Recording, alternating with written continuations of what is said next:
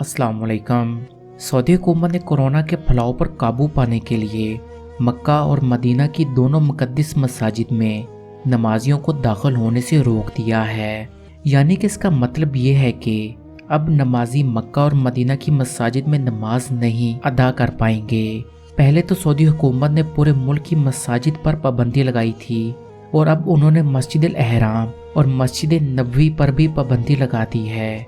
मगर वीडियो की तरफ मजीद बढ़ने से पहले आप मुझे लाजमी सब्सक्राइब कर लें। नमाजी ना तो अब मसाजिद के अहाते में नमाज अदा कर सकते हैं और ना ही मस्जिद के बाहर।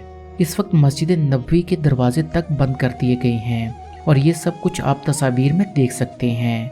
और ये कब तक बंद रहते हैं ये तो अल्लाह बेहतर जानता है। इस वक्त मस्जिद में नमाज मस्जिद के मुहाफिज और इमाम अदा करते हैं, जबकि हम लोग जानते हैं कि मक्का और मदीना की हिफाजत खुद अल्लाह पाक कर रहे हैं और फरिश्ते इन शहरों के दरवाज़ों पर खड़े हैं।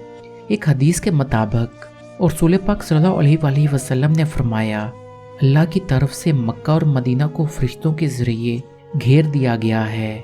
इनके हर रास्ते पर फरिश्ता मुकर्रर है। दज्जाल और ताउन इन दोनों शहरों में दाखिल नहीं हो सकते। यहाँ पर ताउन का मतलब वबा है। यहाँ पर एक बात जहन में आती है कि क्या ये मसाजिद इंसानों की मर्जी से बंद की गई हैं या फिर अल्लाह पाक के हुक्म से फरिश्तों ने बंद की हैं। मतलब ये कि मक्का और मदीना में ताउन फैल नहीं सकता। आप लोग जानते हैं कि इस वक्त दुनिया में वबा फैल चुकी है और अगर ये शहर बंद नहीं होंगे तो ये वबा मक्का और मदीना भी फैल सकती है। और इसी वजह से मक्का और मदीना पर वबा ना फैल जाए, इसी वजह से शायद फरिश्तों ने अल्लाह के हुक्म से दोनों शहरों की मसाजिद बंद कर दी हैं।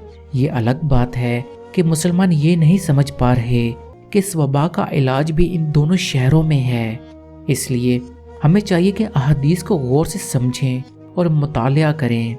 अल्लाह पाक इन दोनों शहरों की हिफाजत खुद फरमा रहा है और इसी वजह से अब कोई बीमार इंसान इन शहरों में नहीं जा सकता। जाहिर सी बात है, वबा उड़कर तो इन शहरों में आने से रही।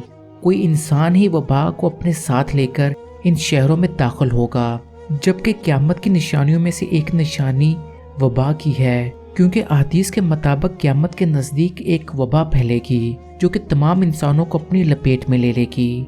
खुदा हम सबको दीन इस्लाम समझने की तौफीक अता फरमाए और खुदा हमें अक्ल व शऊर अता फरमाए कि हम इस वबा से कैसे लड़ें। अगर मेरी वीडियो पसंद आई हो तो इसे दूसरों तक लाजमी शेयर कीजिएगा। जज़ाकल्लाह।